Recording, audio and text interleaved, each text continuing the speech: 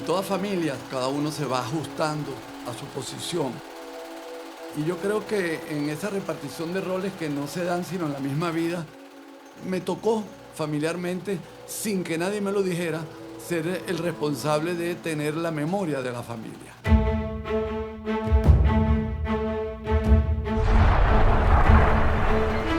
Yo soy un presidente que ni renuncia ni lo renuncia.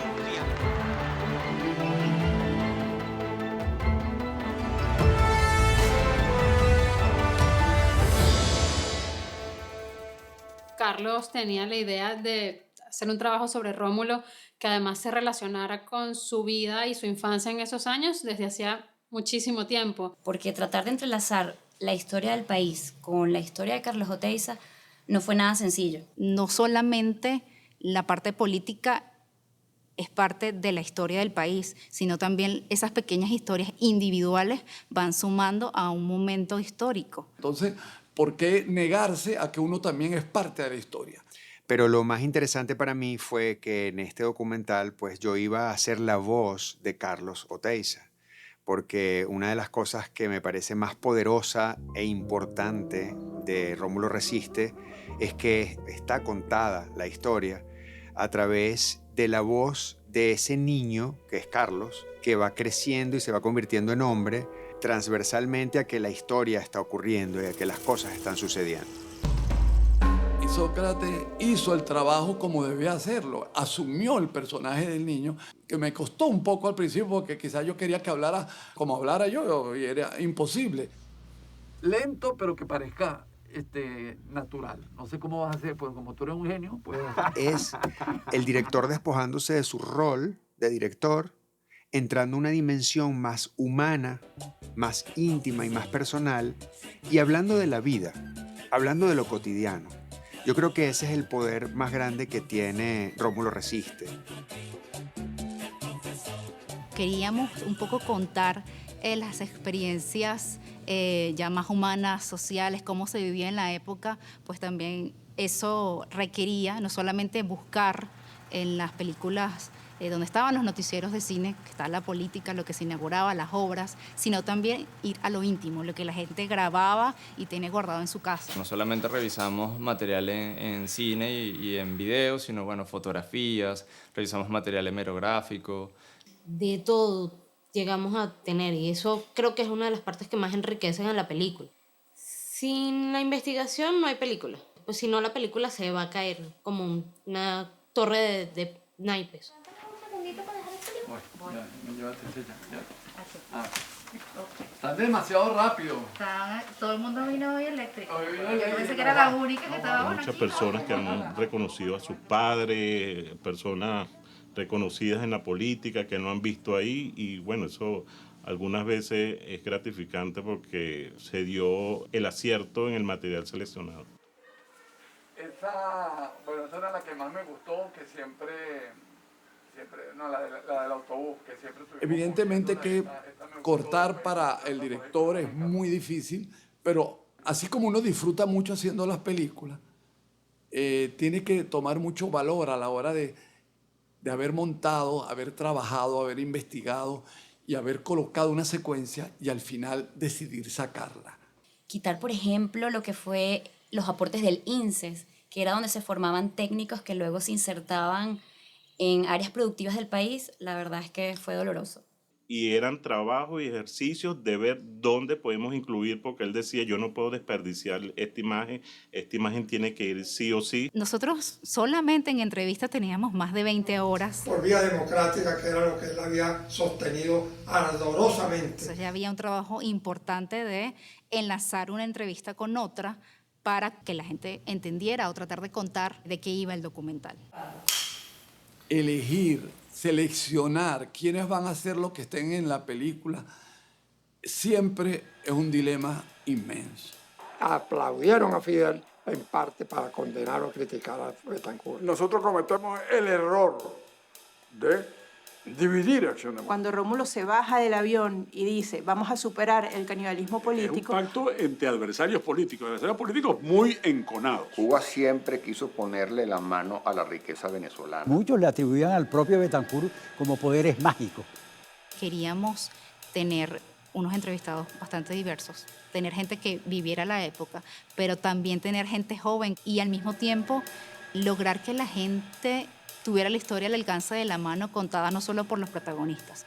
A la hora de hacer una película, quizás la idea es el único momento en que uno está solo.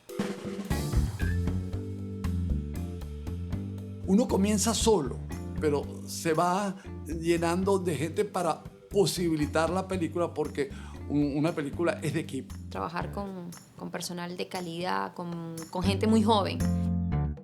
Me impresionó muchísimo la gente, todos los que trabajamos, desde los investigadores, ¿okay? A nivel de imágenes, investigadores en fotografías, en merografías. Tenemos un personal maravilloso y yo creo que el valor del equipo es que gente joven se apasiona por la historia. Es que yo tengo una manera de trabajar que es la manera de trabajar el documental, en que tú vas haciendo el documental, el músico lo va viendo la película, la va armando y yo voy cerrando capítulos, pero luego descubro algo y tengo que cambiar la secuencia o quiero cambiar y él ya había hecho la música de la secuencia que ya habíamos terminado. De una semana te piden, oye, ¿por qué no escuchamos algo que les había encantado y resulta que ya no les gusta más? Que les parece muy así o muy asado y hay que repetir o modificar, etcétera, etcétera. Hay dos líneas paralelas en la narración. En el caso de la familia, por ejemplo, un sonido de piano muy particular. La salud de mi mamá, ir a Chacao, bajar a la playa. Hecho de una manera muy íntima, de manera que recoja los sentimientos y quizás, vamos a decir, los refleje sin aspavientos, sin exageraciones, un lenguaje sobrio, no por eso menos cálido. La música de la película la hizo Álvaro en su totalidad, pero utilizamos 2 o 3 canciones de la época y que fueron de Navidad sobre todo, y que evidentemente tenían en mi memoria una importancia de una época de mucho afecto.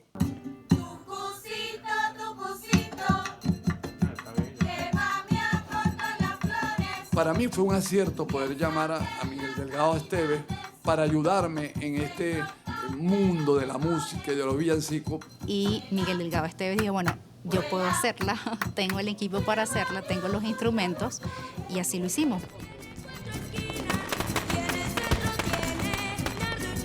Utilizamos la animación para darle fuerza a esa visión personal que me tocó vivir en los años 60 y bueno, hablamos con Ana Black, que nos hizo lo que se llama el storyboard, que es la historia en dibujo de lo que queríamos.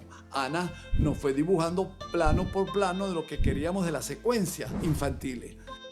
Viene después el equipo de Titan Post a darle movimiento y le da movimiento, en este caso no fue en 2D sino en 3D. Preguntar. Y finalmente nos dejan pasar. ¿Qué está pasando? El desafío más grande, bueno, no solo para mí, sino también para el equipo, fue tratar de terminar o seguir armando la película durante la pandemia.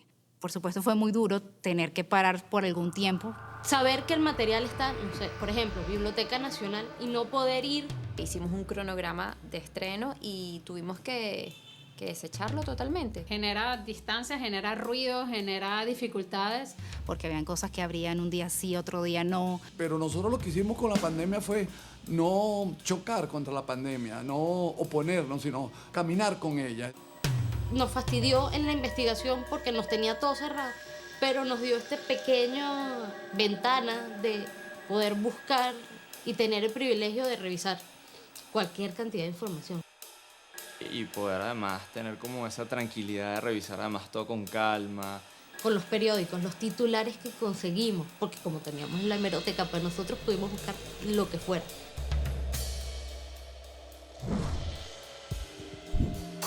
La cultura dominante tenía a Rómulo Betancourt en un lugar bastante escondido, es decir, estaba representado como un hombre violento, represivo, y yo creo que fue hijo también de la época que le tocó vivir en ese momento, los años 60.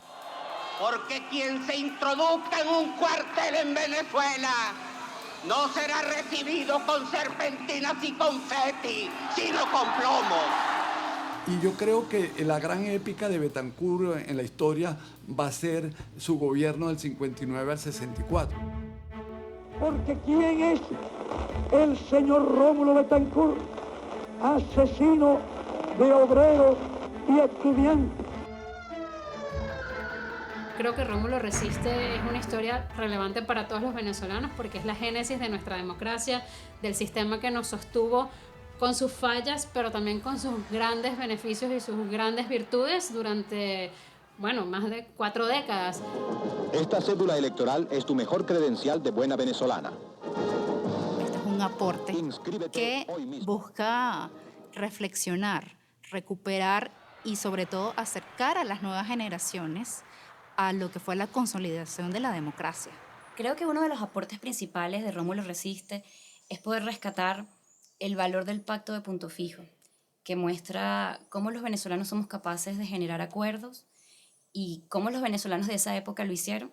El valor más importante que considero tiene Rómulo Resiste es que rescatamos la memoria democrática de nuestro país. Y la historia de un niño que crece en esta Venezuela al final era una metáfora sobre la democracia que nace y crece y está todavía como, bueno, en esos primeros años de desarrollo. Creo que Rómulo Resiste termina siendo una posibilidad de compartir la memoria. Y esa compartir la memoria para pensarnos hoy y para pensar el mañana. No es una película de nostalgia, sino una película que invita al futuro, invita a tener una mirada de lo que queremos y podemos ser en el país.